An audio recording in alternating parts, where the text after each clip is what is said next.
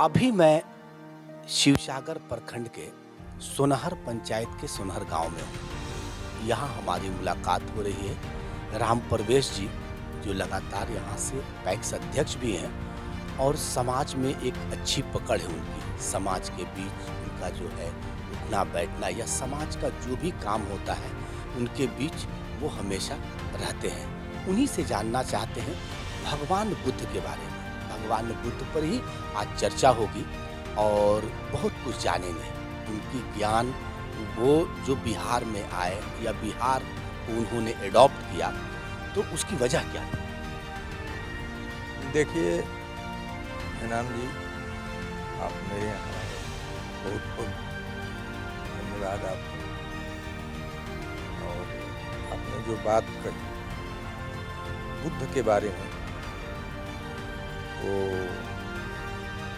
आज पूरे विश्व में जिस तरह से सारे विश्व का कायाकल्प विज्ञान के सहारे हो रहा है, तो बुद्ध को हम लोग धर्म में भले अपने स्वार्थ के लिए दान देते हैं, मगर एक सच्चाई का जो प्रतीक है और उनकी सारी भी जितनी भी दर्शन है सब विज्ञान से संबंधित है। मतलब बुद्ध की जो बातें हैं, उनकी जो सोच है विज्ञानवादी है।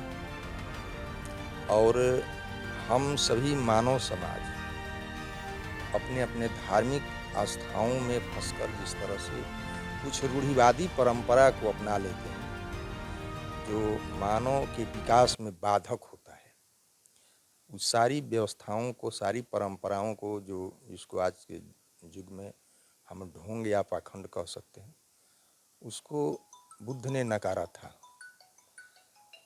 और उसको बुद्ध ने नकारा था और वो विज्ञानवादी परंपरा को उन्होंने जोड़ा था।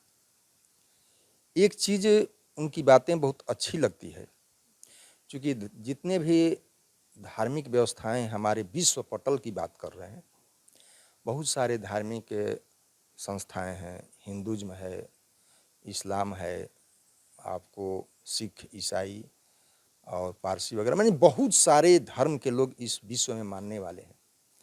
लेकिन बुद्ध का दर्शन जो उन्होंने बोला है और कहा है, एक ही चीज़ मानव हित में है और उस सच्चाई को इंगित करता है। उन्होंने एक शब्द कहा था, अपने शिष्यों से भी कहा था, और उनकी किताब का जो दर्शन है पढ़ने पर भी पता चलता है कि आप वैसे ही किसी चीज़ को न मान लो, क्योंकि बहुत सारे धर्म ग्रंथों में लिखा है, बहुत सारे लोग मानते हैं, इसलिए आपको नहीं मानना है। और भीड़ का हिस्सा ही नहीं बनना है कि बहुत सारे लोग जिस तरफ से जा रहे हैं उस हिस्से में हम चले जाएं और आंख मूंद कर उसको मान लें, ऐसे भी नहीं मानना है। उनकी उनकी किताबों में ये है। हाँ, और चूंकि मैं बुद्ध हूँ और तुमको मुझ में आस्था है, इसलिए तुम मुझको मानते हो, और मैं जो कह रहा हूँ उसको भी इस तरह से आंख मूंद कर मत मान लेना। मैं जिस समय जिस बात को कह रहा हूँ, हो सकता है कि समय, परिस्थिति, काल के अनुसार वो बात उस समय के लिए सटीक हो। आगे आने वाले भविष्य में मेरी बातें उस परिस्थिति, काल, वातावरण, समय के अनुसार न फिट बैठे। मानव एक चेतनशील प्राणी है, बुद्धिजीवी प्राणी है। उस चीज़ को मानव स्वयं पढ़े, परखे, अपने दिमाग से उसको सोचे और पहले जाने तब माने। किसी चीज़ को जानना जरूरी है, इसके बाद मानना जरूरी है। तो तुम किसी चीज़ को तर्क की कसौटी पर कसो और वो जब खरा उतरे तब उसको मानो, नहीं तो वहीं उसको छोड़ दो। अगर नहीं छोड़ोगे तो फिर दुनिया बहुत तेजी से आगे बढ़ रहा है, वो आगे हो जाएगी, तुम पीछे हो जाओगे। एक सवाल और है राम परवेश जी, कि बौद्ध धर्म को जो भी देश अपनाया, ज़्यादा जो जहाँ मेजॉरिटी है, वो देश काफ़ी तरक्की किया, जैसे जापान को ले लीजिए, चाइना अभी बहुत आगे की ओर जा रहा है, उसमें क्या रहस्य है? उस पर थोड़ा देखिए, हमने शुरू में ही कहा कि बुद्ध के जितने भी दर्शन है वो विज्ञान से संबंधित है, प्रकृति से संबंधित है, सच्चाई से संबंधित है। और जब आदमी प्रकृति को समझेगा, अपने को समझेगा, सच्चाई को समझेगा, तो उसके दिल में निश्चित है कि एक तार्किक व्यवस्था जगेगी। इंजीनियर वैज्ञानिक इसी तरह से नहीं पैदा हो जाते हैं। वैज्ञानिक किसी चीज़ पर हम और आप अपने दैनिक जीवन में बहुत सारे चीज़ों को देखते हैं, उसको मानते जानते हैं, लेकिन जो विज्ञान है, जो वैज्ञानिक हैं, वो देखते हैं तो इसी तरह से नहीं मान लेते हैं। हर कार्य के पीछे कारण होता है, बिना कारण का कार्य नहीं होता है। तो ये 2500 साल पहले बुद्ध ने कहा था, आज उसको विज्ञान साबित करके मान रहा है। उसी पर कार्य और कारण के सिद्धांत पर ही विज्ञान आगे बढ़ रहा है और दुनिया तरक्की कर रही है।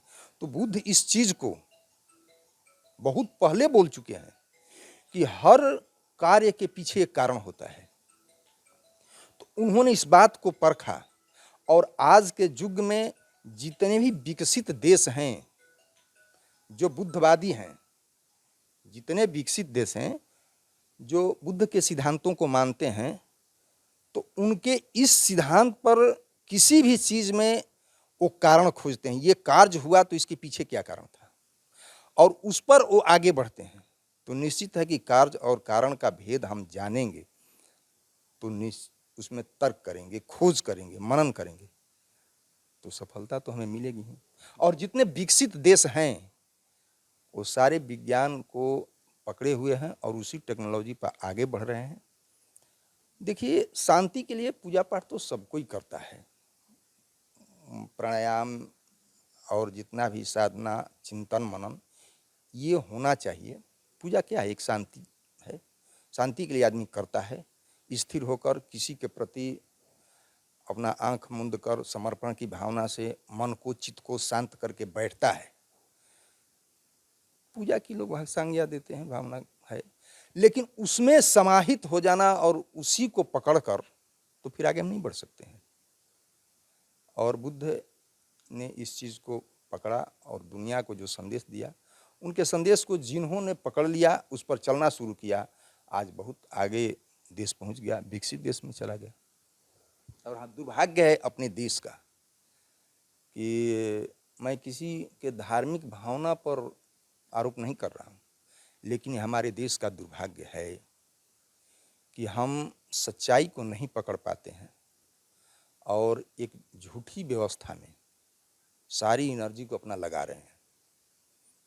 तो हम आज पीछे हैं, विश्व के मानचित्र पर हम पीछे हैं, यही बात है। राम परवेश जी ने भगवान बुद्ध के ऊपर जो चर्चा की, तो उन्होंने साफ साफ सारी चीज़ का व्याख्या कर दिया और ये भी बता दिया कि आखिर चिंतन करना है, लेकिन चिंतन के पीछे जो है उसके तर्क को भी समझना है। कैमरामैन कामरान कुरैशी के साथ मैं इनामुल्लाह खां। अगर आप इस वीडियो को फेसबुक पर देख रहे हैं तो फेसबुक पेज को लाइक कीजिए और वीडियो को शेयर कीजिए। अगर आप इस वीडियो को यूट्यूब पर देख रहे हैं तो यूट्यूब चैनल को सब्सक्राइब कीजिए और घंटी के आइकॉन को दबाइए।